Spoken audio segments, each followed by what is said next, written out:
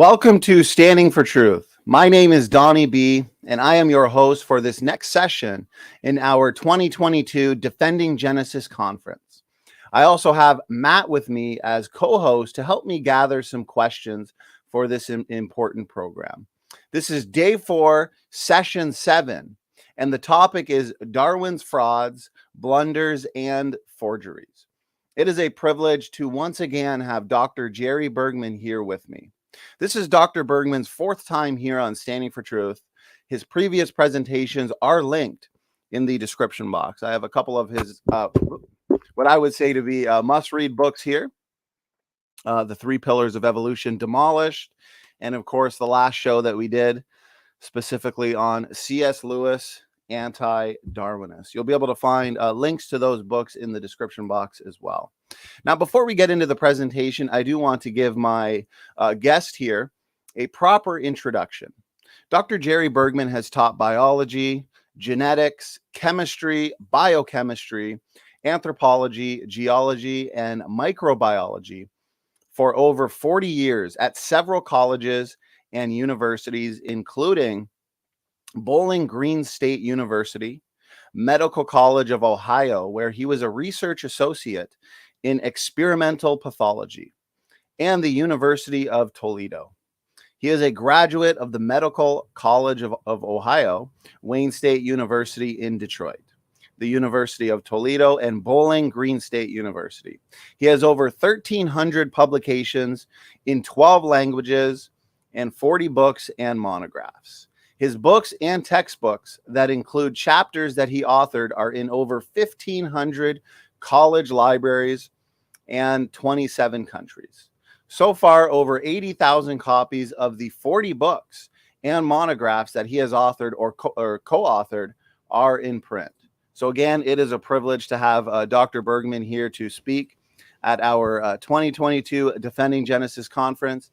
Jerry, I want to hand it over to you. If you had any words of introduction, of course, go ahead, and then we can get right into the presentation. Well, thank you very much. It's certainly good to be here. I am getting more and more used to Zoom-type conferences. Yes. I guess with the cost of gas and so on, especially in California, it's such where it's a reasonable solution is to simply do the Zoom-type contrast. But on the other hand, it's nice to be there and talk to people who are there. So I miss that as well, to be honest. Right. There's pros and cons to both. Like you said, these days with the price of gas, it's nice to be able to do a presentation just right online over Zoom. So Jerry, whenever you're ready, I've got your screen shared, and we can get right into the presentation. As you get that ready, I will remind the audience, as always here with Dr. Bergman, we're going to have an audience question and answer session after his presentation. So please just make sure you're tagging me or Matt with your questions, and that way we won't miss them. Okay, Jerry, whenever you're ready. Hey, sounds good. This is about evolution's blunders, frauds, and forgeries. And it's an interest I've had for many, many years. Not many people have this interest, but I try to look at the harm that Darwinism has done in society. And as I look into this, I'm finding more and more that it's done a huge amount of harm in our society. And this is one example of it. Okay, I can get this to work here now. Okay, there we go. And I should stress that what I am covering is not really controversial at all. It's simply history. And you can check my references. You can look at the things that I'm looking at to study. And therefore, you should be able to determine the phone is ringing. Oh, such is a life of phones. Anyways, so my research primarily in this area is just looking at printed material that was published 10, 50, 100 years ago. And it's only a small number of things I'm looking at now, and very briefly. I've written chapters, whole chapters on a number of these things. And by the way, I have another book coming out which has another 20 or 30 different blunders, frauds, and forgeries. So there's plenty of evidence out there. There are plenty of situations which I'd like to cover. I just find this very interesting, I guess, because I find history interesting. a lot of it is not controversial because you can look at what people said by reading their books. And this is my book, which covers that. And one of the main ones is the missing links, so to speak. And I will give a few examples. Missing links basically are links between humans and the theory is fish, that we evolved basically from fish. And on that account, just the other day, one day ago, I came across an article in New Scientist, and it's titled The Search for Ancestor X. And it says, the subheading, the identity of the species that gave rise to all humanity is one of the biggest mysteries in human evolution. What? One of the biggest mysteries is our ancestor, and yet claims have been made over and over historically. In fact, that is an area I cover in my other book on apes as ancestors. And finally, an article here in New Scientist admits that the identity of the species that gave rise to all humanity, all of us, is one of the biggest mysteries in human evolution. Now, evolution is based on mutations. The problem with that is that we know the vast majority of mutations are harmful. And this is one example of a study done on mutations in fruit flies. And this is one of the earliest areas that we've looked at the effect of mutations, which is on fruit flies. No one is upset if we kill them. You can grow lots of them. In 2 or 3 days, you have several thousand. And so therefore, you can do a lot of research on mutations. So a lot of what we know, we've learned in studying fruit flies. And I should add, when I worked at the medical school, the area we worked at was cancer. And cancer, we know, is caused by mutations. And we know from studying mutations, and that's what I did at the medical school, we know from studying mutations that the vast majority are near neutral or harmful. Near neutral means they don't kill you, they're not lethal, but they add up, and you end up with death from the accumulation of mutations. Some are deleterious, some few are deleterious, but the vast majority are negative. And yet evolution is based on the accumulation of mutations. And this is a good example. Bathybius hecoli and Ezoan. These were 2 examples which they found in the ocean, and they were claimed to be the origin of all life. And you can see a picture, photograph actually of one on the left, and then on the right you can see a drawing of this Eozoan. Well, these were supposed to be the earliest forms of life, and they were studied quite intently, and they were serious. And of course, from these we have drawings of the life they evolved into, and these were done by Ernst Haeckel. And Ernst Haeckel, I might add, was an incredibly good artist. You can buy books of his drawings even today. So the problem wasn't his artistic ability. The problem was he saw in these things he found, which we know now what they are. They're nothing more than precipitates, but they're crystals, precipitates. He saw in these things the origin of all of this life, which evolved later. And there is Haeckel, you can see, as a young man, and then later on when he matured, you can see, was a professor in Germany, and he spent much of his life exploring the natural world. In fact, was very influential in helping people understand and accept evolution, including one man by the name of not only Charles Darwin, who influenced Haeckel actually, but Adolf Hitler. And we don't know that Adolf Hitler read or studied his work directly, but we know he was highly influenced by Ernst Haeckel. Pasteur later came along and disproved abiogenesis. And of course, that's what Haeckel believed in abiogenesis, that non-life can become life. And Pasteur is famous for his experiments where it was said if you put meat in a jar, doesn't take long, and you have maggots that appear on the meat, and then in time, those maggots become flies, and therefore this was an example of abiogenesis, life from non-life. Well, Pasteur found if you covered the meat, didn't happen. You had no spontaneous generation of flies or anything else. People said, well, when you cover it, you don't allow the life force to come into the bottle. Well, so he covered it then with cloth, which would allow, he claimed, the force, if there was such, to come in the bottle. And well, again, we find no maggots. And many other research studies were done to show indeed that there's no evidence of life coming from non-life.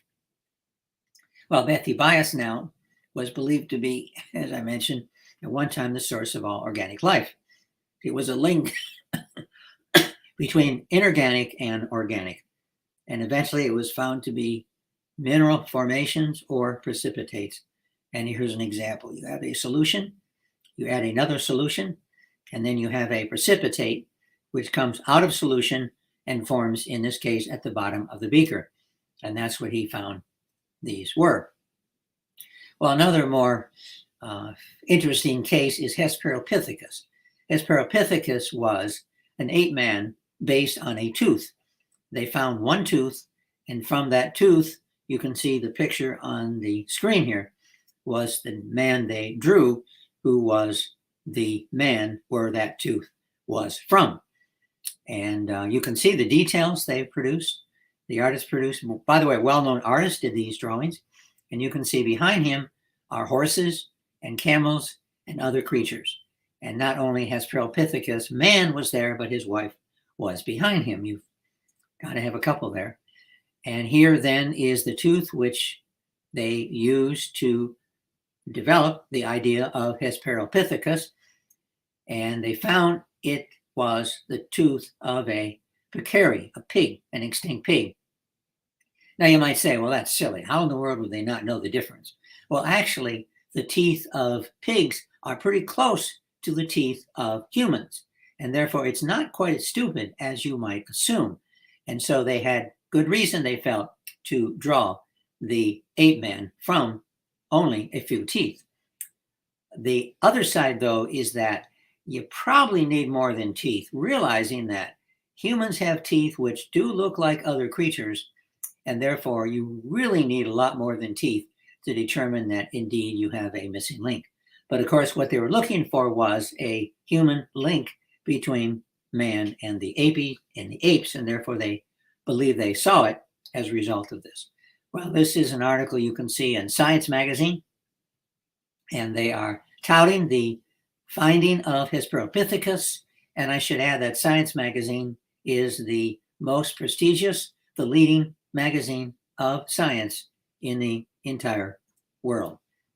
And there you can see for the original teeth, again, shown with, you can see an article by Henry Fairfield Osborne, which basically detailed indeed why they believe this was a missing link. Well, another drawing you can see from a popular magazine from Canada. Basically, they're drawing the original. You can see up in the upper left-hand corner, you can see an example of, this phone keeps ringing. Maybe if I unplug it, it'll. Anyways, you can see a picture of the first life, which evolved, whatever, several hundred million years ago.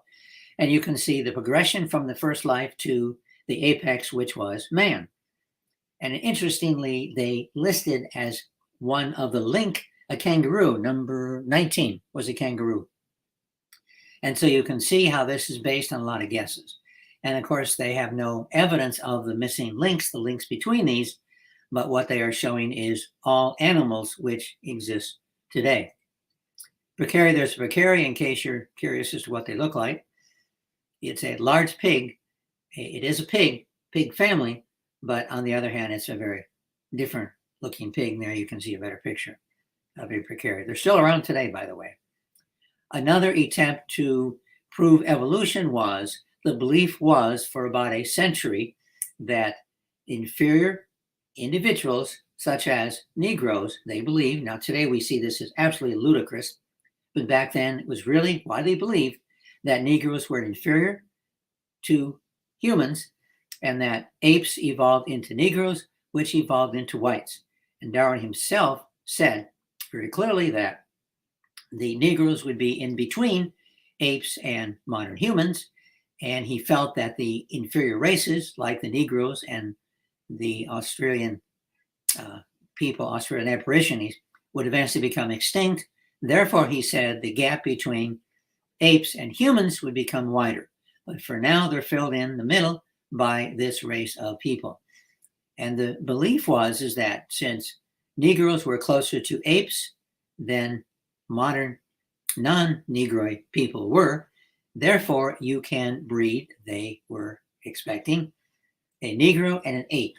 And so they called this in humanity. And Ivanovich was a scientist, a Russian scientist, and he attempted, in fact, quite a few times by artificial insemination to breed a human Negro, Homo sapiens intermediate. And the 20s, he carried on a number of experiments. Needless to say, he failed to achieve even a pregnancy. Well, today we understand in more detail why. But back then, and I should mention, Ivanovich was a internationally famous breeder of horses and other animals. So he knew his stuff. He was one of the best in the world to be able to breed quite a variety of hybrids from various other animals. And so if anyone is able to achieve this, it would be Ivanovich, Professor Ivanovich. But needless to say, he failed to achieve this goal. Interestingly, when he wanted to do this in a German colony in Africa, he asked the German government, and the German government said, no, you cannot do this, because this is back in the late 1900s, or early 1900s and late 1800s. And basically, they said that, no, this would be dehumanizing. And so back then we can see they had a lot of attitudes which we tragically saw them lose during World War II. But anyways, this failed, and there's a picture of the scientist, Ivanovich.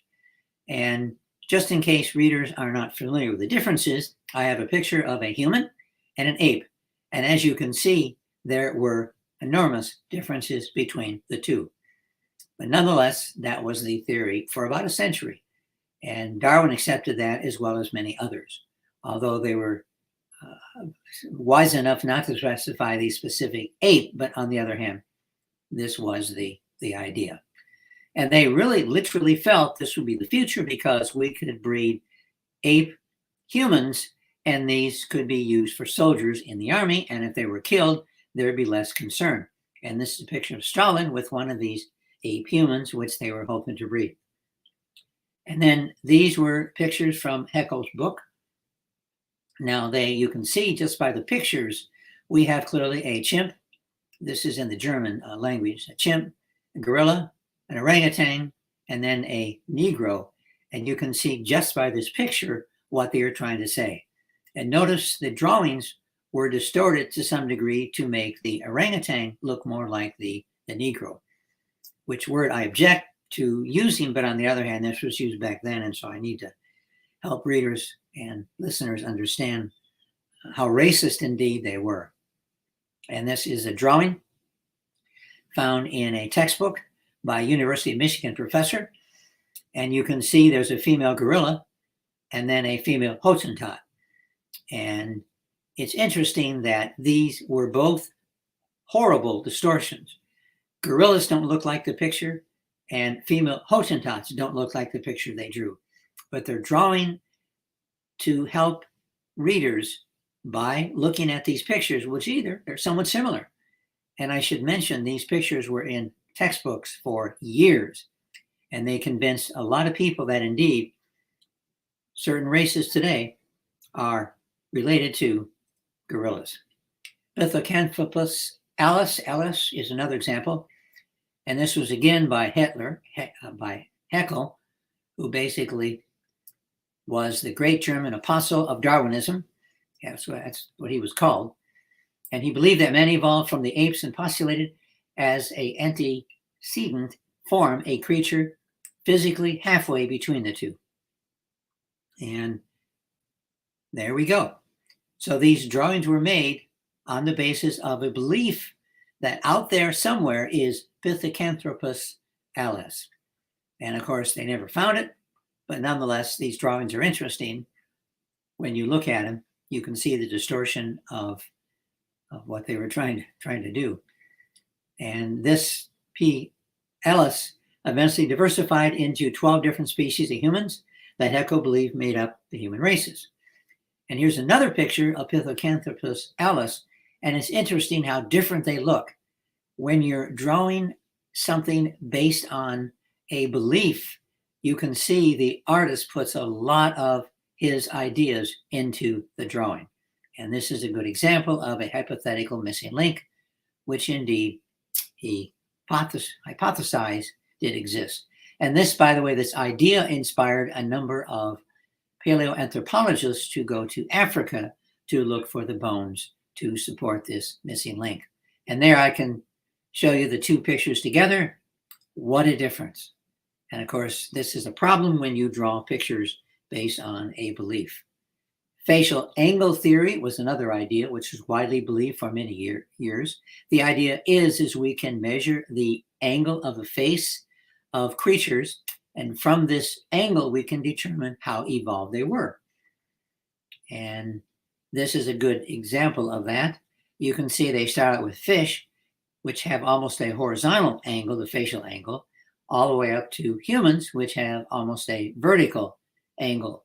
And the most telling thing from this picture is this was used to measure different races, how evolved they were.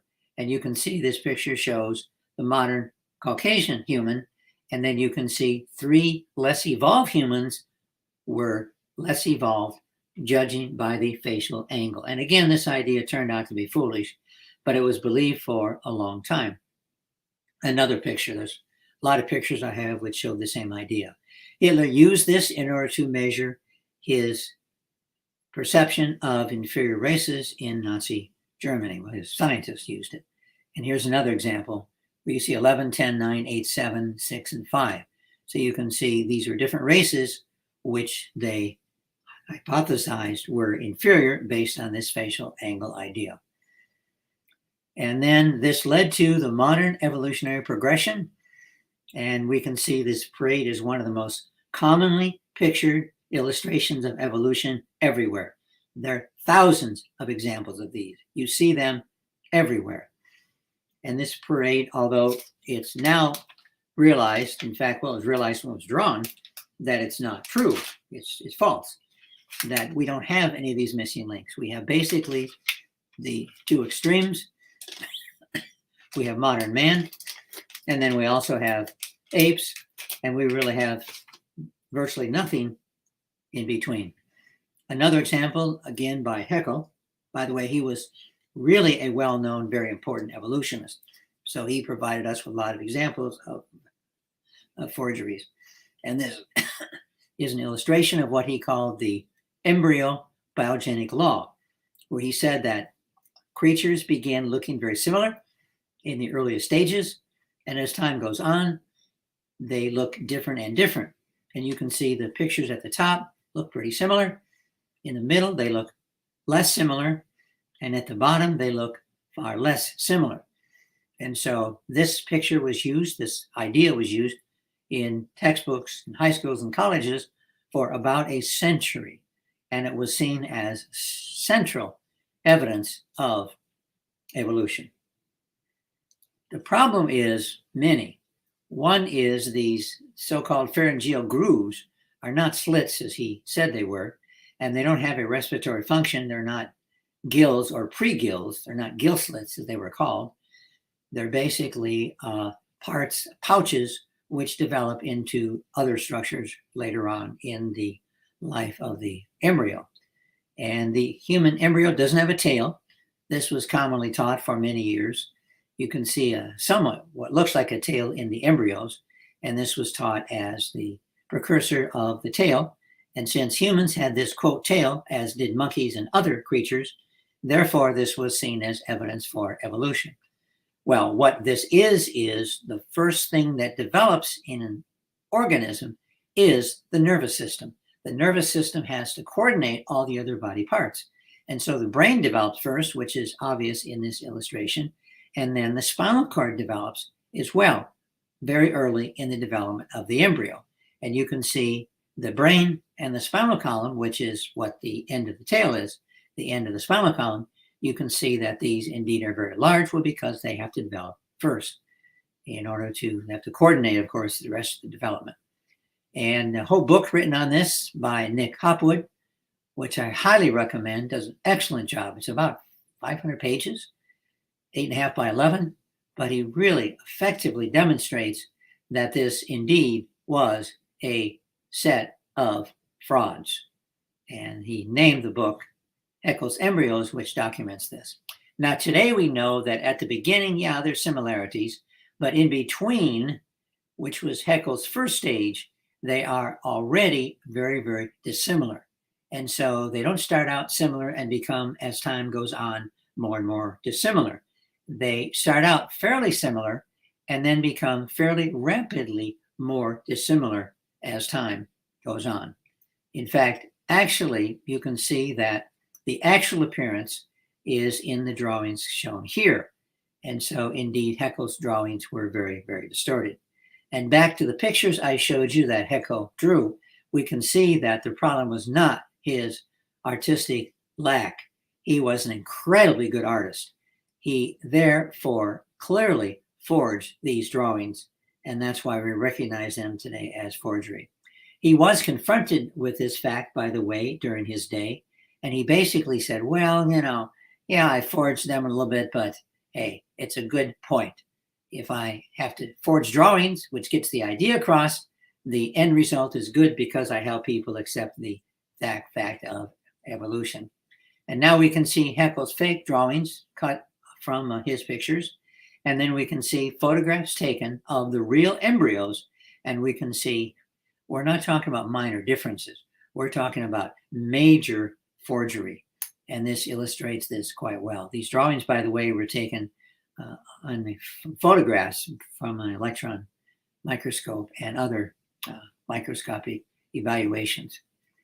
And there we can see Haeckel's drawings, 1847, and then Michael Richardson's photographs, which were taken in 1997. So we can see, again, the enormous differences between the two. And there is Charles Darwin's cousin, Galton, and he originally developed fingerprints primarily to further support his eugenic goals. He felt you can identify people's race, especially inferior races, by their fingerprints. And this is really what he was trying to do. It's interesting because if they're an inferior race, you should be able to tell just by looking at them. I mean, just look at them and it should be obvious they're an inferior race, but you couldn't. And so he was trying to come up with a more scientific way of identifying inferior races. And we, of course, now use his research. You have the arch drawing, the loop drawing, and the world drawing. And this is part of the basis of fingerprints. Well, indeed, we know that his idea of fingerprints was very useful. And so that was very useful contribution to science. But his idea that you can identify races on the basis of fingerprints, now we realize is totally foolish. Another example is the Ancon sheep. And Ancon sheep basically were short-legged sheep, and you can see the one in the middle, which is short-legged. And the advantage of these sheep was sheep tend to be very independent. They wander, they do their own thing. And that's why you have to have a sheep herder, because otherwise they leave the fold and then you lose your sheep. And so you have to have fences to keep them within a small area, or you have to have a sheep herder to make sure that the sheep don't wander away. Now, many animals, you don't have to worry about that. Cows, they don't tend to wander away. You can keep them in one area without a problem. But sheep, they just run their own way, their own area on their own. So why would this be important? Well, you needed then shorter fences to keep the sheep in. So if you could breed some whole herd of Ancon sheep, you could then have short fences, which would save a lot of money, which therefore would allow you to keep your sheep in a smaller area, and you wouldn't have to spend so much money hiring sheep herders to keep track of your sheep. And Darwin is very excited about this. He talked about it in several places in his writing, and he basically said, here we have proof of, in one generation, mutations causing a new breed. End of story. We don't need to go beyond this evidence. And he discussed this, by the way, in 1859. And therefore, this was used for about a century as proof of evolution. And Darwin, as far as we know, is the first person to use this Ancon sheep idea as evidence for evolution. And here he mentioned, at least I know, 4 times in his writings. And I could mention that it was found that they were nothing more than a mutation, which does not produce an advantage. It produces a disadvantage. They basically have short limbs, as some people today, some certain people who are short have short limbs as a result of the same mutations. It's achondroplasia is the name of the disease. And these sheep were achondroplasic diseases, and it turned out they had all kinds of problems. And we realized this, by the way, in the 1930s. They did autopsies on them and realized that these sheep were a mess. They had all kinds of problems. And so therefore it never became a popular breed because, well, they had too many medical problems. The peacock feather is another example which Darwin used to support his idea of sexual selection. The problem then for Darwin was we have a lot of differences in animals and plants that are not survival differences. They don't help survival. In fact, in the case of the peacocks, they affect adversely survival because, imagine trying to escape a predator with this big tail, this colorful tail that would attract you to predators. It'd be hard to run away from predators. And so therefore, why in the world, Darwin asked himself, would these things evolve? And there's so many examples of differences between males and females, which are not, you can't explain, you can't support by selection. So he came up with a new idea called sexual selection. The idea of sexual selection was very simply that they weren't selected by natural selection, they were selected by mates. And so mates in this case would select the peacocks that had a more beautiful tail. And that's why they evolved the tail. Start out with a small tail, but through sexual selection, you ended up with a larger and larger tail. Well, now we know that this isn't quite so clear. There's many traits that the peahens used to select the peacock. One of them was not the tail. There are other factors as well. And so we know in many cases that sexual selection doesn't work because selection is based on many other things, that it's not going to cause these traits to develop. And an interesting study by Takahashi basically involved detailed observations of mating behavior, found the more colorful array does not give it a mating advantage, at least in many cases. And there you can see it was quite a fancy, colorful array. And there you can see the tail, when it's not displayed, is quite cumbersome to walk around trying to escape predators. Well, good luck. Another case here is, this is from the Museum of Natural History in New York. And we can see Java man at the far left, Piltdown man, Neanderthal man, Cro-Magnon man, and modern man. And these pictures were found in not only museum displays, but also in many, many textbooks. I have quite a collection of these pictures or similar found in textbooks. Well, Java man, we now know is not, it's a forehead which is distorted and probably a leg bone. There's like 4 bones total, and the leg bone is from a modern human. And Piltdown man, of course, is a forgery. Neanderthal man, we know it's just another race of people, just another people group. And so therefore, all of these so-called links from monkeys to modern humans have been disproved. Piltdown, one of the most famous, because that was accepted for 40 some years as a missing link. And you can see the white is actually what they found. The black is filled in, and therefore what was found was, sorry, it's the reverse. Black was originally what was found and the white was filled in. And you can see there's not much that was found. Now they did find parts of the jaw. And so therefore, they drew this picture of the Piltdown man, as you can see in the Illustrated London News, an example of the Piltdown Man. It's called Piltdown Man because it was found in Piltdown, which was a city in England. And this is another example of the reconstruction, which was used for decades. And you can see finally in the 50s, I believe, early 60s, it was proven to be a forgery. And this is an article about Brian Gardner, who was felt to be one of the forgers. Probably, though, the guy who found it, Dawson, was probably the forger. But nonetheless, on the right, you can see an example of the fossil man of Sussex, and you can see drawings and a discussion of the importance of this individual. This was in books up to the early 1960s. And so it was hard to pinpoint a day when it finally was disproved beyond doubt, because a number of studies were done to disprove it, and it took some months. And you can see what was used, was a forgery of fragments from a human skull, you can see.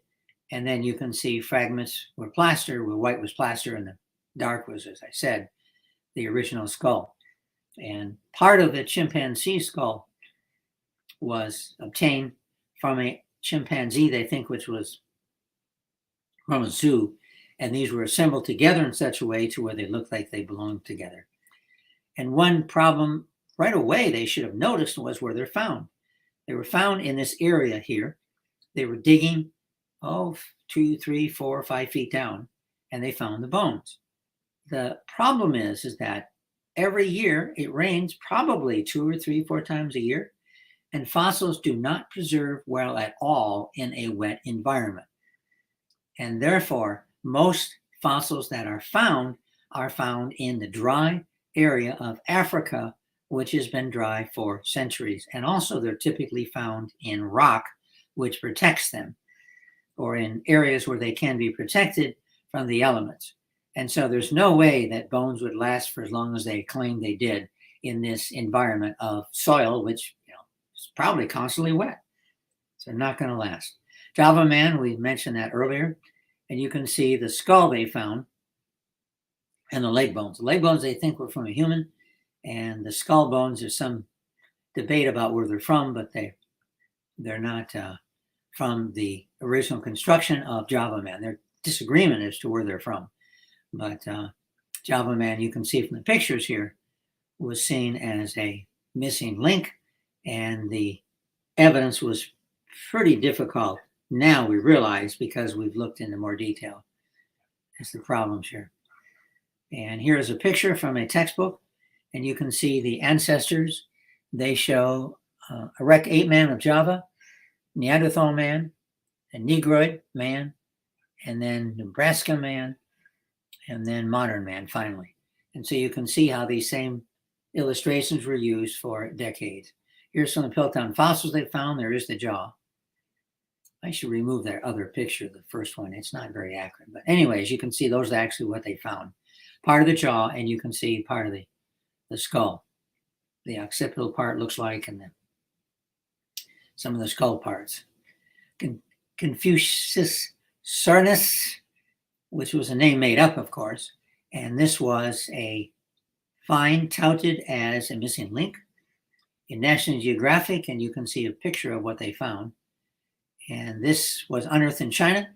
It appeared to be a perfect museum quality fossil of a bird dinosaur transitional form.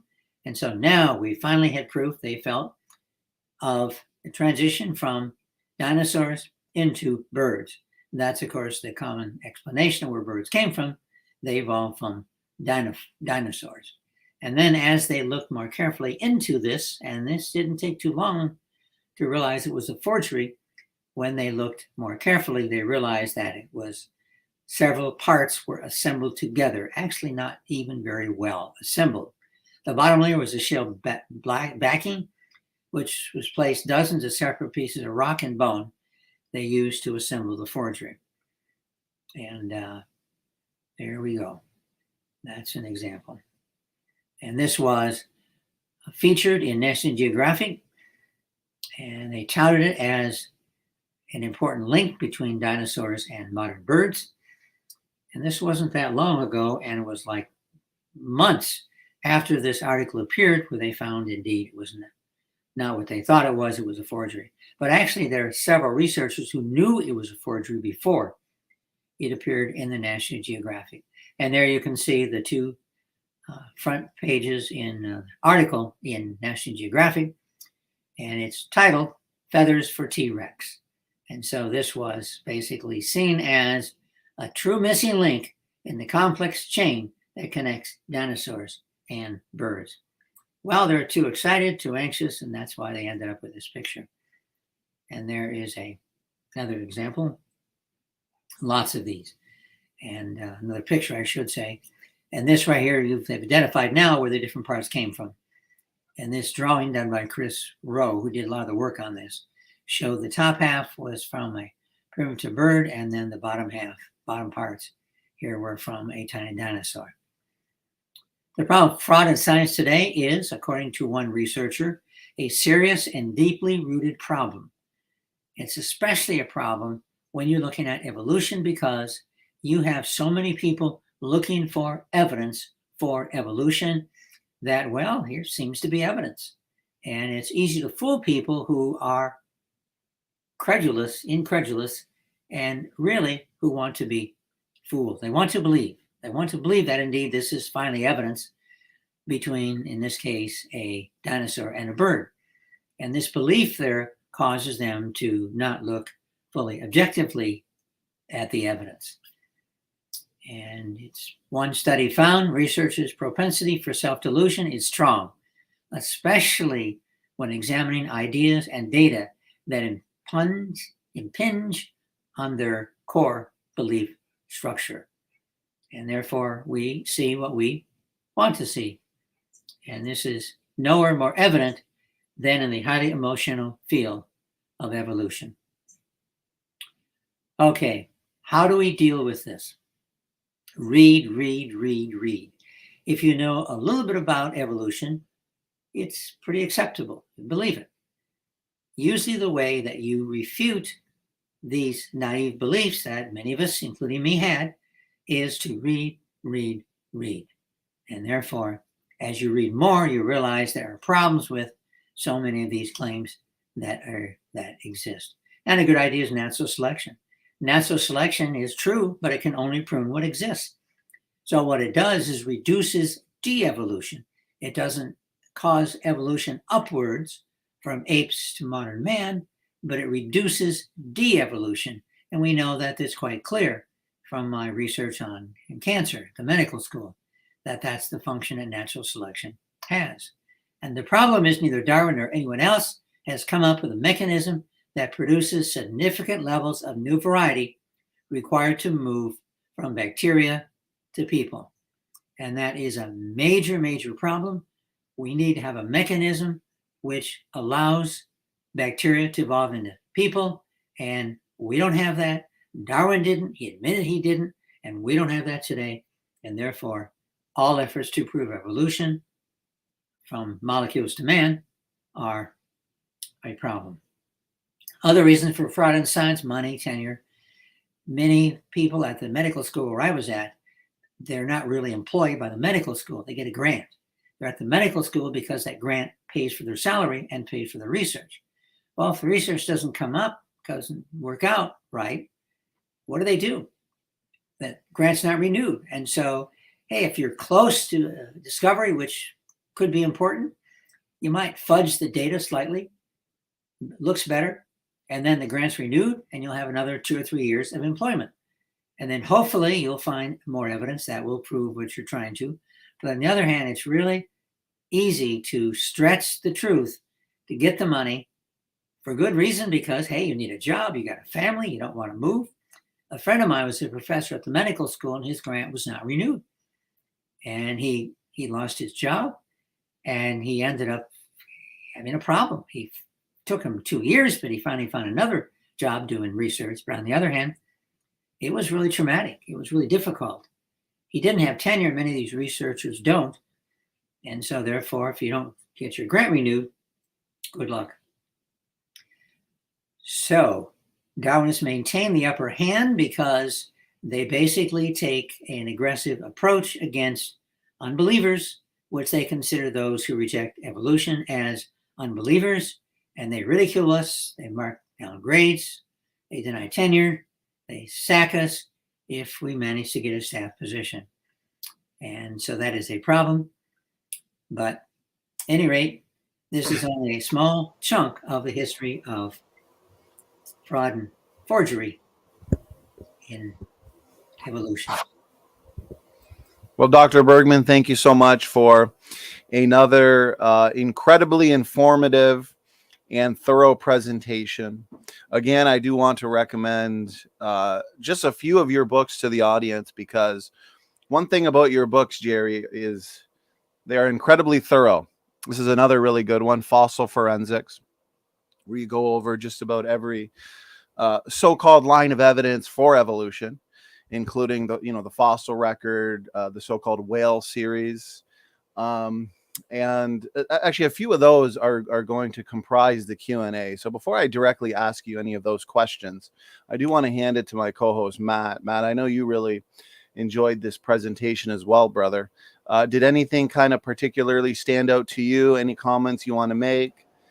Go ahead. Yeah, it's amazing how much the evolutionary theory had to do with pushing racism up to the next level. Hitler even used it himself. I think in his book he used the German word for evolution like 140 times. So we can see kind of the trajectory that happened with humanity when we took on this idea of evolution over time, and how it's headed in a direction where the most evolved are the best, right? That was the Aryan race at the time. And a lot of people don't know history, and without knowing the history, we forget where evolution started and the direction that it was going. So it's a good reminder for people, I think, to see the history of evolution, and that it's not really scientifically based. It was more dogma that was pushed. So that's what I liked about it. And there are a lot of references that point this out. In fact, David Duke, who was the head of the KKK for a number of years, he had a thick book, which, I don't know, 600 pages, I think it was, or 500 pages. And I thought, well, I'll learn a lot about David Duke and about all his ideas, and most of it's about evolution. And he spent chapter after chapter, basically, saying that he was a creationist, the young earth creationist. He went to college, University of Tennessee, and he studied evolution and basically became convinced that blacks were inferior. And he has, again, chapter after chapter, which covers this, showing how important this was in his becoming a head in his day of the KKK. Interesting. I learned something new with fingerprints. I didn't know that they were using fingerprints to identify how evolved somebody was. That was unique. That turned out to be a good discovery, though. That's useful today, but some of the ideas sure. So yeah, for criminals, absolutely. Well, gentlemen, Matt, I'll give you the honors of asking the first question for our guest, Dr. Bergman here. Sure. The first question came from Cram, and he was asking, were all those pictures and papers peer-reviewed during Haeckel's time, and why were they used so long? Very, very good questions. Yeah, they were peer-reviewed. The problem is, Haeckel was by far the leading evolutionist and scientist in Nazi Germany. I mean, it's like me peer-reviewing Albert Einstein's work. Looks good to me. It's great. I think it must be true. So he really had a hard time finding peer review back then because there was not that many scientists. But yeah, he did work with his colleagues. I mean, his ideas were very influential, and other people he worked with accepted them by and large. But to some degree, that's a good point because, yeah, he was too much of a leader, and he didn't have enough critiques back in his day to look at these and say, now, wait a minute, there's a problem. And therefore, what was the second part of the question?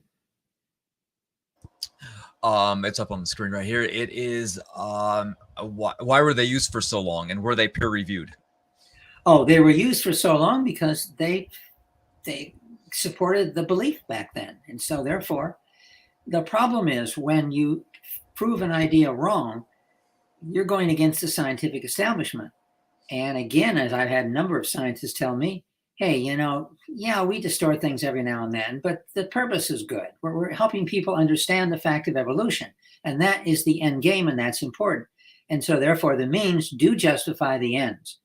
And also once they become part of the textbooks, they tend to be passed on for years. Actually, Stephen Jay Gould did a really good job looking at this. He said, why do we have all these incorrect, these wrong ideas in textbooks? What's going on? And he did quite a bit of research on this and found basically that people who write textbooks tend to rely upon the textbooks they had when they were in college. And so I rely upon the textbooks when I write my own textbook, the ones that I had. The guy that wrote the textbooks that I had, he relied upon the guy who wrote the textbook he had. And so ideas that were popular in 1920 end up still in our textbooks in 1980 and 1990. And so therefore they're passed on without really critically thinking about them. And part of that is that people who write biology books typically are an expert in one area, and that's typically not evolution. And therefore they assume most of what is in their book is true because, well, they look at other books to get their ideas. And today most biologists have to specialize. They cover flatworms or some very specific area. And so if they write a textbook on biology, they have to rely upon other people. And so therefore you have a lot of ideas in textbooks that are still there. By the way, Haeckel's embryos ideas is still in the textbooks today, although they say, yeah, Haeckel forged some, but the idea is still true. And so they still have the same arguments in some of the textbooks today. Although I would hope in the near future, the argument totally would be removed because it's totally wrong. Very good question. Well, the so-called major similarity, Dr. Bergman, that they still point to in debates today in 2022 is the so-called pharyngeal slits, these gill slits that they say end up developing in humans into breathing structures. But they'll say, the precursor to that, even in the human embryo, is our gill slits, pointing us back to our fish ancestors. What are your thoughts on that? What's a good way to counter an argument such as this? Well, number one, anatomists have looked very carefully at this tissue, and they have nothing to do with gill slits. They have nothing to do with gills. They are not related at all in gills. And this idea, yeah, it's been around for a long time, and it's still every now and then it comes up. I've written several books on useless organs, vestigial organs. And I have friends and enemies that say, what are you writing this book for? Nobody accepts a vestigial organ argument. That's been refuted years ago. What are you writing this book for? Well, in doing some research, I basically did some on the internet, on new journals, new articles, and lo and behold, there they are. The vestigial organ argument is still used, still pushed. How long is it going to take before this is expunged from the literature? I don't know, but it's still there. And some of these, by the way, the vestigial organs were the Plicus semiluminarius, by the way, that was disproved in the 20s. And that's still around today. It was around solidly for up until the 80s. Finally, it's largely disappearing, but on the other hand, still around for 40, 50 years after it was disproved. And I found that by literature search. Some anatomist did research on it and did a very good article basically showing that this Plicus semiluminarius is not a nictitating membrane precursor as they believed, or remnant as it was once believed. And so therefore it's not true. And that was in the 20s. 23, I think, 24, that article was published. And so, yeah, it takes a long time before ideas are expunged from literature. Right. That's a great point.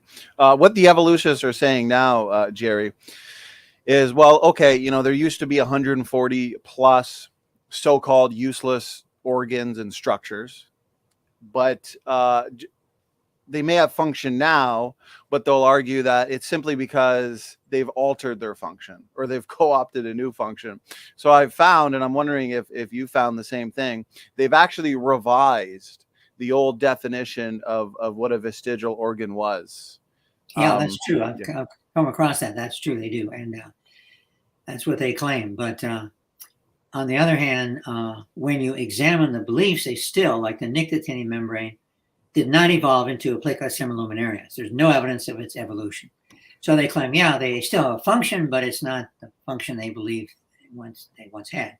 And the best example is the appendix. Yeah, the appendix doesn't do what it used to do. It used to primarily digest plant material, but today it has another function.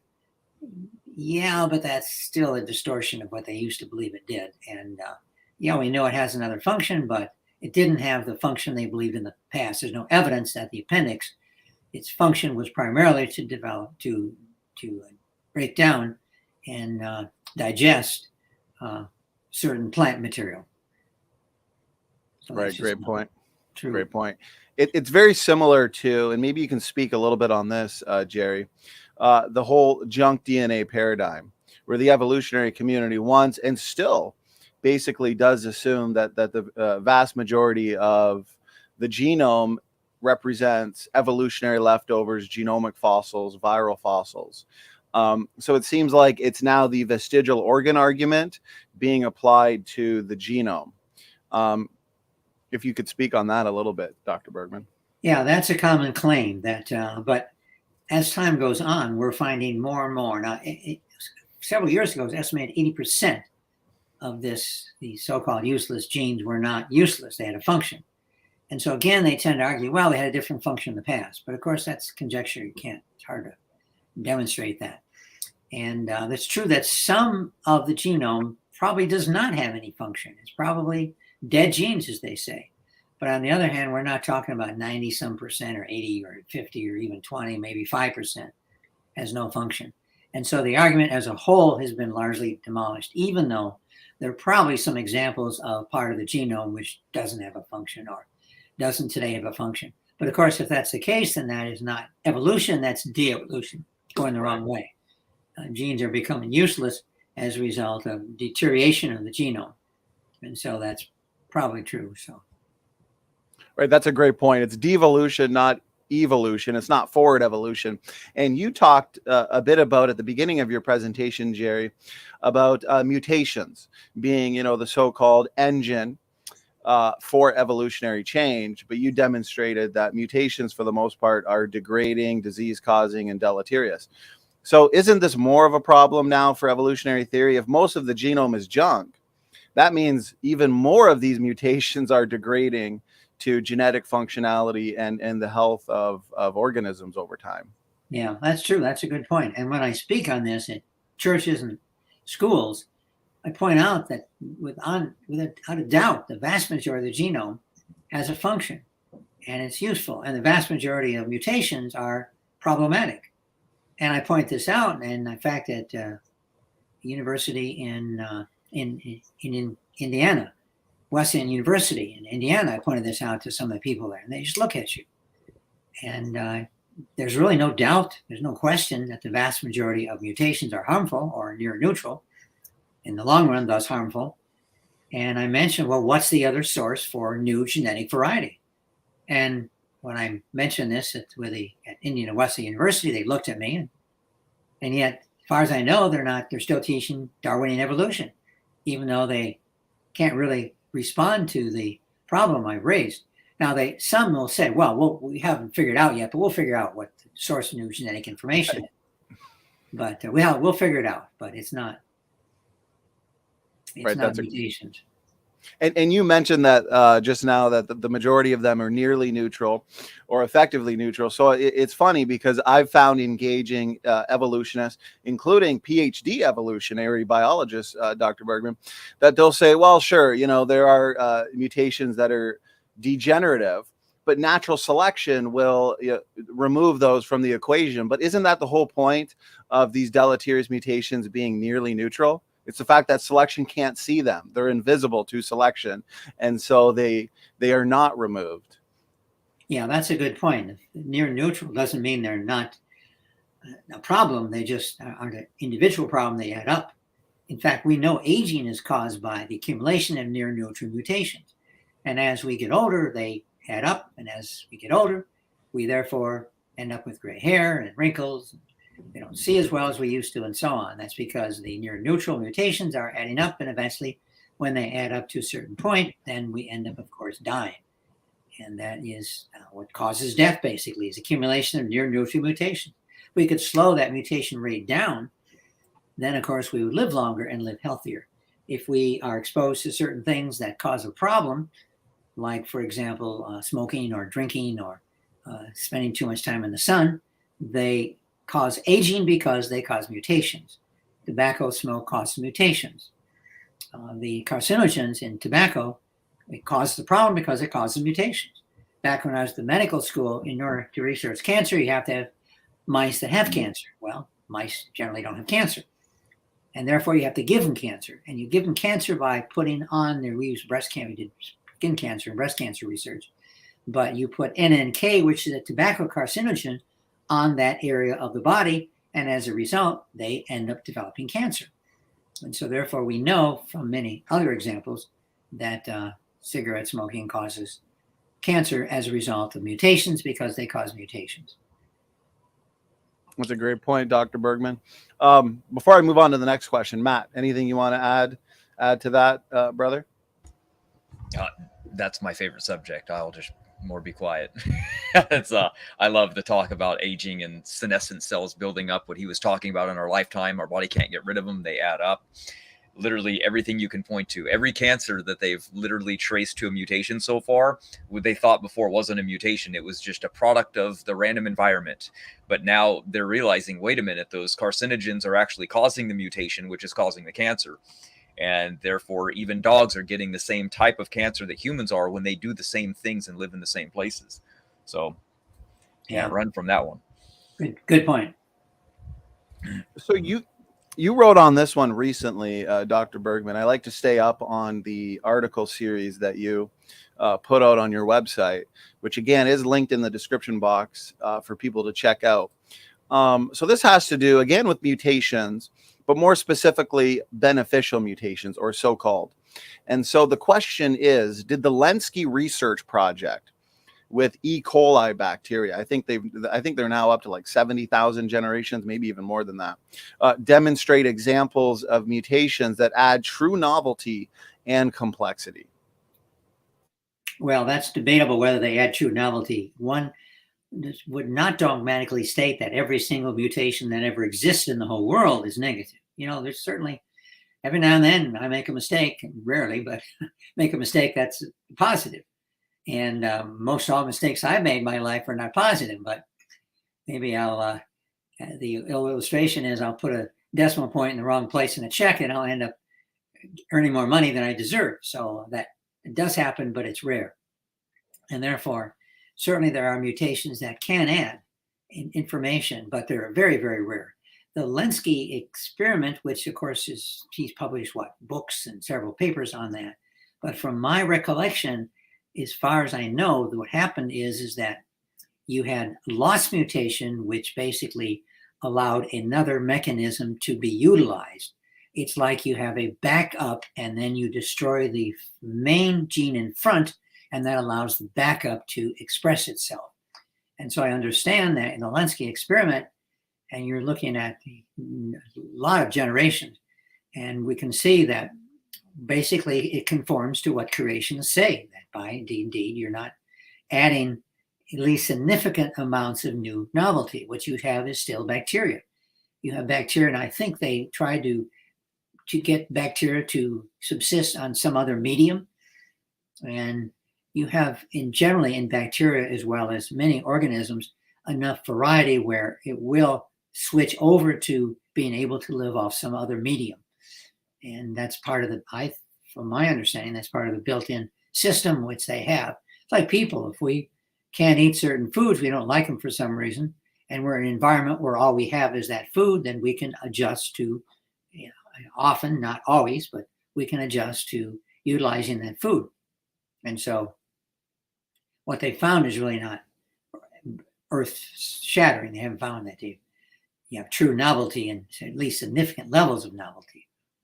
You may have some minor changes which allow certain reactions to take place that couldn't before that point. Well, those are some great points. It's interesting because we had over the last couple of weeks a PhD evolutionary biologist who studied under Richard Lenski, and we had him on the channel for a discussion or a debate.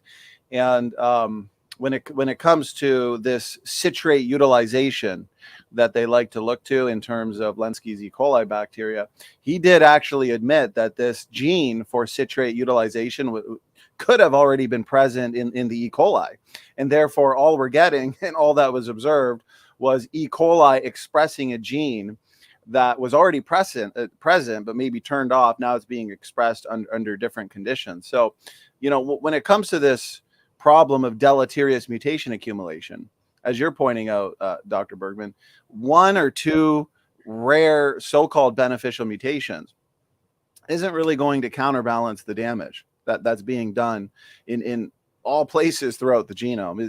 Is that right, Jerry? Yeah, that's true. And what you mentioned on Lenski's research, that's what my understanding was. But you got to be careful in this area because I can't know everything about everything. Right. And I've read about Lenski's research. I'm aware of it, but I haven't worked with it beyond just reading what he did. And with bacteria, though, it's amazing that bacteria have incredible ability to adapt to a wide variety of environments. And again, this is built in. So, I mean, imagine if you're a bacteria and you're running out of certain kinds of food, you're not going to survive. And so therefore, bacteria have the ability, all microorganisms tend to have the ability to be able to adapt to a fairly wide, at least comparatively wide area of environments. And this is built in. And so E. coli is especially E. coli can adapt to a wide variety of environments. I mean, look where they thrive. They thrive in so many very different environments, including the intestinal tract, which not many organisms can. They can make it through the stomach. Some can, which is not very few bacteria can make it through the stomach acid, but E. coli can do so. And we know that when you're born without any bacteria at all. You're sterile. And then we know right away that bacteria begin to inhabit the intestinal tract of babies. And one study I read a long time ago said, you know how that enters? Through babies are so cute, we can't help but kiss them. And so you start kissing these babies, and the bacteria then kiss them on the cheek, the forehead, whatever. And the bacteria then take a trip into their mouth, into their stomach, and into their intestinal tract. And after 3 or 4 days, 5 or 6 days, you then have the bacteria thriving, E. coli bacteria thriving in their intestinal tract. So you go from a sterile bacteria to billions of bacteria within a matter of a few days. And these are things you remember when you study anatomy, that, some of the stuff you don't remember very well, but the idea that babies are cute and we kiss them and that's how they get this bacteria, and that's important. So don't neglect kissing a baby because that's important in getting the bacteria they need. And they, of course, have to have that bacteria in their system in order to thrive. Right. Great points, Jerry. I appreciate that. Okay, here's the next question, comes in from George Bond. And he says, a question for the doctor. Why do they still use horse evolution in museums? Well, horse evolution has been used for so long. And the problem is that you have a variety of horses. And therefore, you can line them up. And so it looks kind of like you have this little dog-sized animal. And it evolved into this big horse. And that looks kind of like evolution. But of course, we have the dog-sized horses around today. And we have we have some huge horses around today. And so you can line them up, it looks pretty good. And therefore you can claim, well, this is evolution. We all love, and of course we are aware of horses. And therefore this illustration has been used in textbooks for a century. And therefore it works well, even though it's not quite as helpful as they thought. They realize now, though, basically we're not talking about evolution from a small to a big horse, but we're talking about basically the variety has changed, but yet the variety is still what we see in the dog. You could say that, well, dogs started out as a wolf, and now look at all the differences we have. Well, we have the same thing true in horses. Horses, they have a potential enormous amount of variety. Dogs have a potential for enormous amount of variety. Cats have a potential for enormous amount of variety. Many animals don't. Many animals, there's just very limited variety. Even with purposely breeding, we just don't get much variety. Where some animals you do, and therefore they fit the scenario. And besides that, again, you're trying to convince somebody of the truth of evolution, and therefore, hey, it works. And yeah, it's fudging the data a little bit, but we're not worried about it. Now the problem is we don't have a neat evolution from a primitive dinky horse, dog-like horse, to a full-grown large horse. We have lots of different horses, and now it's hard to figure out the evolution because what we have in the horse family tree is lots of different horses, and to try to go from one to a modern horse is problematic. And so that more data has really shown that to be a problem. Right. All right. Here's a question. This is about the Paracas elongated skulls in South America that we find. I'm sure there are other places in the world probably as well, but that's what comes to my mind is the South American elongated skulls. What are your thoughts on those? Well, a couple of thoughts. I'm wondering if this isn't helped by some binding when the person is young, like they put the rings in the neck and you can get longer necks. And the skull, of course, does have some malleability, and so therefore they can be, through cultural practices, the shape can be affected. And the reality is, in people in this country, if you line up a couple million people, you're going to find a few people that have elongated skull. It's that in certain parts of the world, they valued that, and therefore they may, Darwin might have been right relative to sexual selection. So if a woman had a long skull, then she was desirable, and so therefore you could hopefully pass that trait on to your kids. So these things that are valued are more apt to be reproduced ideally, and so therefore so to some degree there's some flexibility. And of course the idea is if a woman is attractive, she's more likely to get married and have kids, and etc. So to some degree Darwin is correct, but on the other hand, I don't mean to say any kind of words about anybody, but sometimes when you look at couples, you wonder, what did he see in her? Or what did she see in him? And you wonder, why in the world, I've had friends and you have too, why in the world would she, attractive young lady, why in the world would she marry this guy? I don't understand it. Well, he has a nice personality, so get around it that way. On the other hand, I would think there's some validity in Darwin's idea of sexual selection. And this might be true on the head shape and some other physical traits that we see are common among certain tribes, certain peoples. All right. Appreciate that answer, Jerry. Next question comes in from Paleologos, and he says, question for Dr. Bergman. Shouldn't we expect some vestigial structures to have arisen as a result of degradation since the fall? Yeah, that's a good point, and probably not vestigial, but probably, yes, less useful and therefore not developed. And that is many examples of that. And I think one good example is vision or certain skills that we learn. Language is probably the best example. Most of us really have vestigial language structures because we didn't learn many languages when we're young. One of my granddaughters, her mother is Hispanic and father is English, and therefore she was reared in fluent Spanish. And when she's around her mother, she speaks Spanish. When she's around her father, she speaks English. And so therefore you have a young lady that is fully, completely fluent in Spanish with no accent and completely fluent in English with no accent. And so that's a good example of the fact that we have a language ability, which if it's developed when we're young, we can then be fluent in many different languages. But if we wait too long, then it's hard to learn languages. I learned this in German. To get my doctorate, I had to learn 2 languages. And one language I picked was German. And I had a harder time with learning German than I did with learning the material for my doctorate degree. And so I really had to struggle with learning German. I had to take courses and classes and worked on it, and I really had a hard time learning German. And I had some native German speakers help me, and they couldn't understand why I can't say certain words. Well, just never practiced. The umula, for example, is dead in my mouth. It's not used because English doesn't use that. German does, Spanish does, many languages do. So therefore, to some degree, the uvula for humans, for many of us, is vestigial because of our not using it when we're growing up. And likewise, because of the degeneration, I'm sure we're not as active as we used to be, and therefore some muscles are vestigial because they're not used, and so on. So that's a good point. Well, you've got some really bright, intelligent, perceptive listeners. It's nice to know.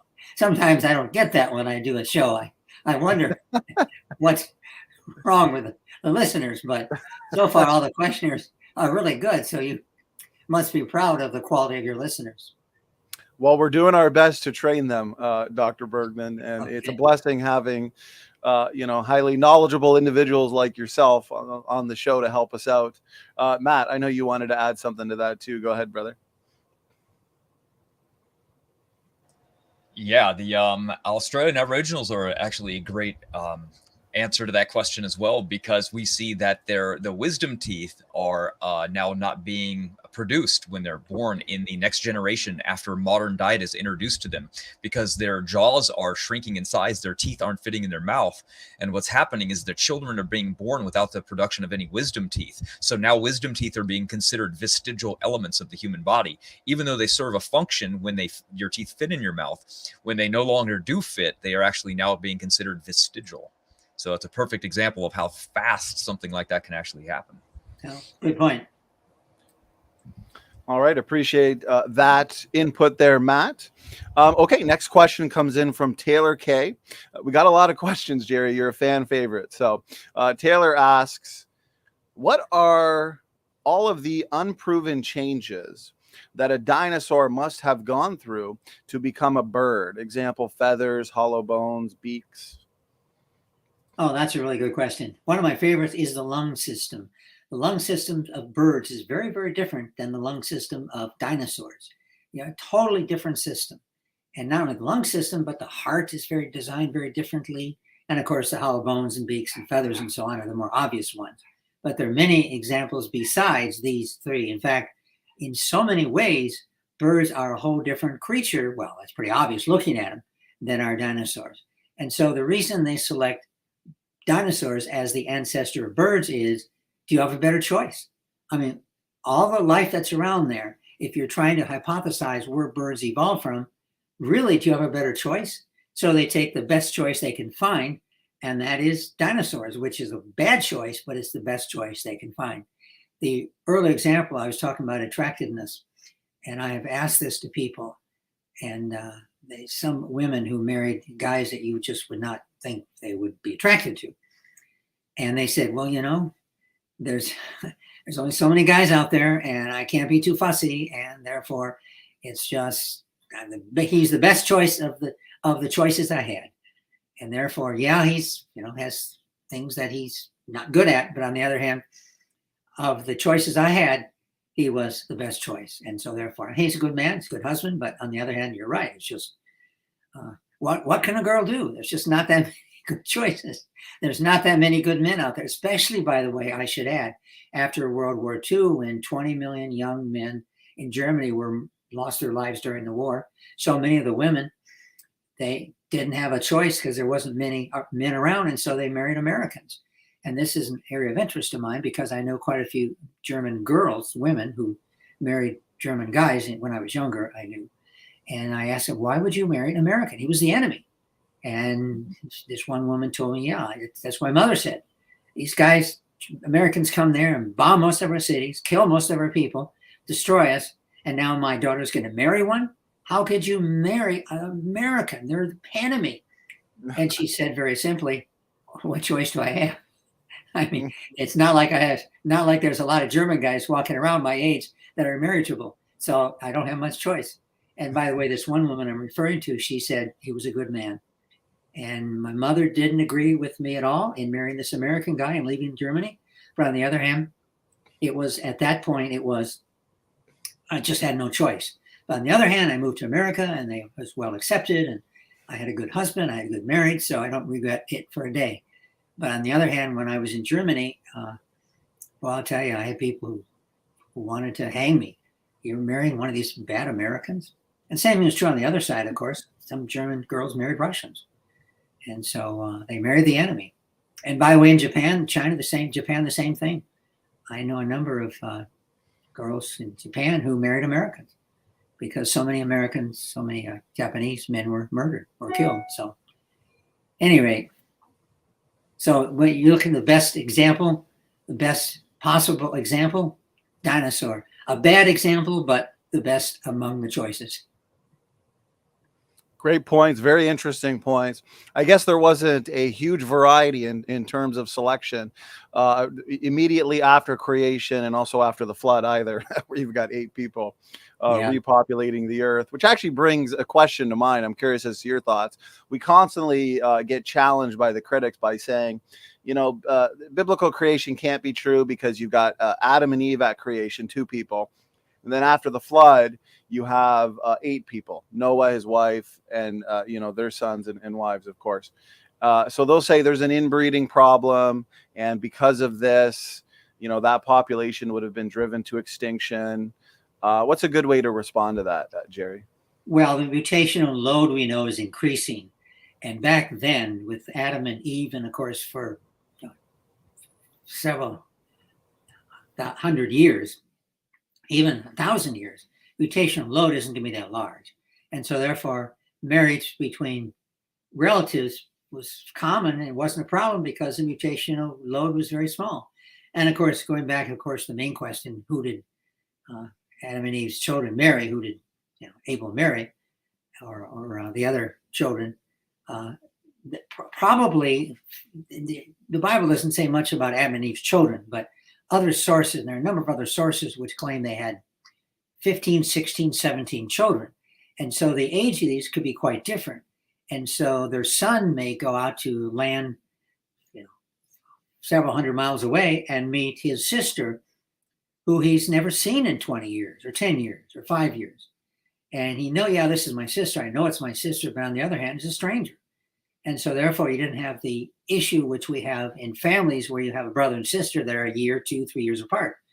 And that would be, of course, today we talk about marrying your sister, that would be an issue. But back then it wasn't necessarily an issue because if you're going to live to be 900 and some years, 20, 30 years, and Eve may have had a child and then 10 years later another child, and then 10 years later another child. And so they're probably spaced out quite a bit. And so therefore finding a mate was not that difficult, even though at first, of course, everyone alive on the earth would be children of Adam and Eve. So that would, and the mutational load, of course, is the big issue. That's a great point. Today, why do they condemn marriage between brother and sister or close relatives? Because mutational load. That's the reason. And so that's acknowledged as the reason. That's right. Great response. Inbreeding reveals the hidden reservoir of genetic mistakes. So at creation, there were no genetic mistakes. So I don't understand how there would be an inbreeding problem. So that's a perfect answer, Dr. Bergman. So here's a question that comes in from SlamRN. Thank you for the question. So the questioner asks, I have been hearing, I've got it up on screen, from some good scientists, anthropologists, that Homo heidelbergensis is not a real species classification, but is made up of fossils from other species. And it looks like they're just wondering what your opinion is on that, Dr. Bergman. That's a good point, because when we assemble the bones to make a species or make one person, ideally, generally you find them scattered, they're fragments, they're in various locations. And Lucy, I understand, some of the bones many were in a small area, but some of the bones were 30, 40, 50 feet away. And a lot of these bones, it seems, they were persons that died and their carcass was scavenged by hyenas or other animals that basically scatter the bones. And so therefore, because you only have fragments, it's very hard to say this and this other bone fit together. And if they fit together quite well, then that they may indeed fit together. But on the other hand, so many of these bones do not fit together, and therefore you have to assume that they're different parts. But of course, when you're trying to find the missing link and you're trying to make a name for yourself and you're trying to get grants from National Geographic, you've got to have some evidence. And so therefore, we're not clearly certain that all these bones are part of one individual, but hey, we got to live. We got to get a grant, and National Geographic isn't going to give us the money unless we have some at least good indications that we're finding something useful. And so therefore, we'll just assume they're part of the same individual. And they may not be part of the same individual, but they may be part of several individuals of the same species. They may be brother and sister or family. And therefore, to fit them together is not that much of a problem. And what else do we have? In fact, the vast majority of so-called missing links are primarily the skull bones, and that's Right. it. They're the skull. Right. And so all we have is a skull, or parts of the skull, and the jawbone, and so on. We don't really have any other bones, so therefore we do the best we can. Those are some great points. Yeah, the fossil records, low quality, low confidence, especially when compared to fields like genetics, where we can directly answer this question of ancestry. I might not get this perfectly right, but I remember reading a while ago, I think it was a form of Tyrannosaurus, maybe Eutyrannus, but they discovered that where they were labeling new species, it actually turned out it was one species, one creature, but in different stages of its life. So just changes in morphology in its life they were looking at. And because of those differences, they were saying, okay, these are different species, and then realize, oops, this is just one species. So, I mean, right there's the types of, outcomes that you'll get from the fossil record. So, okay, Jerry, as always, time flies by with you. We're at the 1.5 hour mark. So I'll get one final question in here for you. And then we'll wrap it up. So I always appreciate your time, Dr. Bergman.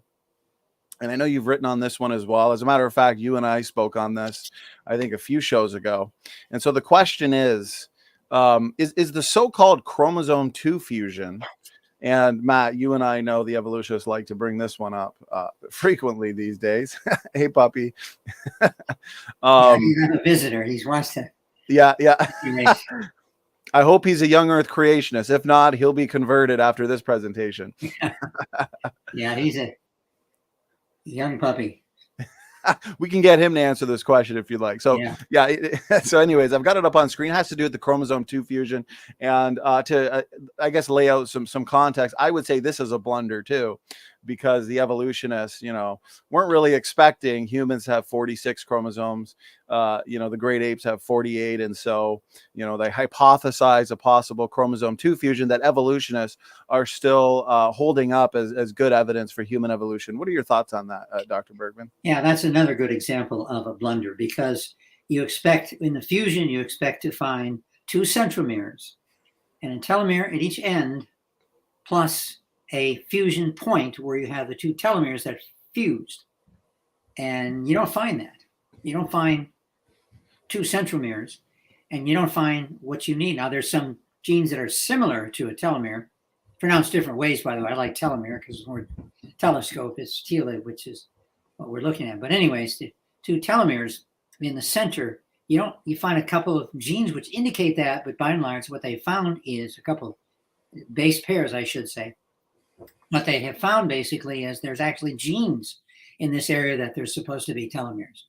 And so this turned out to be totally wrong. And I think that just ignore it today, because many evolutionists realize it's a mistake. And so therefore, the best way is just ignore it. Don't talk about it. Right. But on the other hand, creationists have done a good job, because if you understand the tools necessary to analyze the genome, a lot of this is online, and you can use the tools to do the analysis. And you can find, for example, genes that have other functions. And therefore, that's what the colleagues I work with did.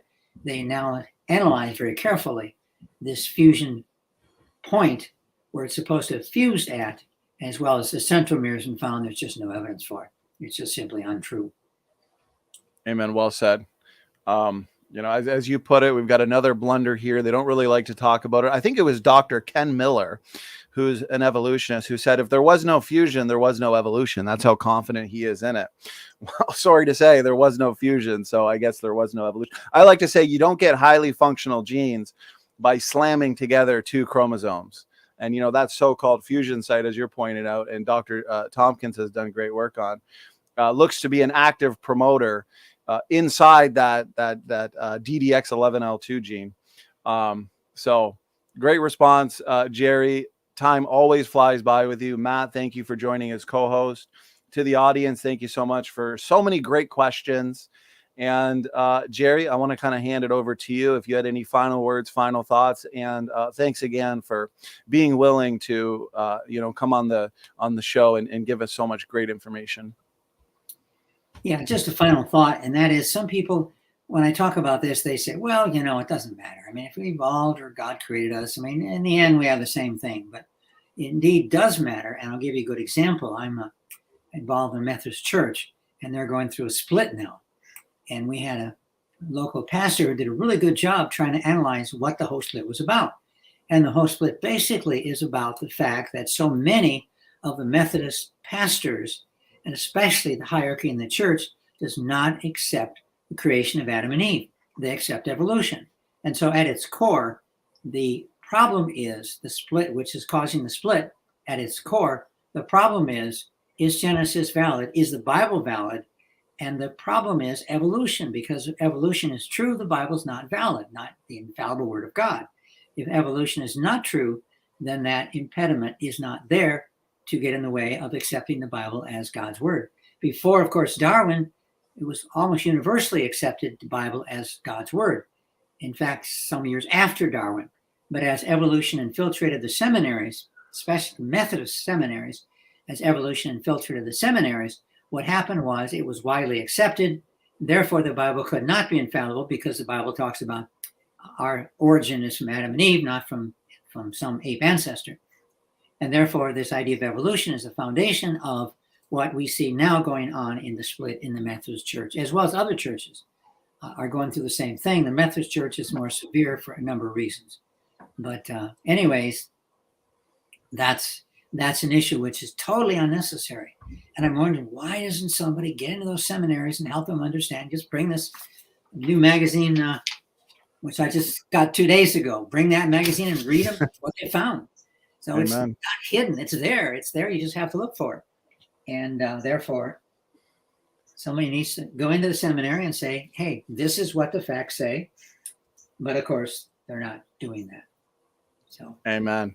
Well said. Yeah, you said it perfectly, Jerry. I completely agree with every single word. And the information is out there, and there is a lot of information. Just alone in your, 3 books I'm holding up right here, there's enough to completely overturn evolutionary theory. So, okay, Jerry, I really appreciate your time. It was nice meeting your dog there. Yeah, and he just took off with something. He needs to evolve more. Yeah, he needs to learn you don't steal things that are belonging to somebody else. Amen, brother. Okay, well, thanks again for tuning in. This was session 7 of our Defending Genesis conference. To the audience, we will be back here with Professor David McQueen and George Bond in about 45 minutes for session 8, focusing on the flood. So with that being said, God bless everybody, and Standing for Truth is out.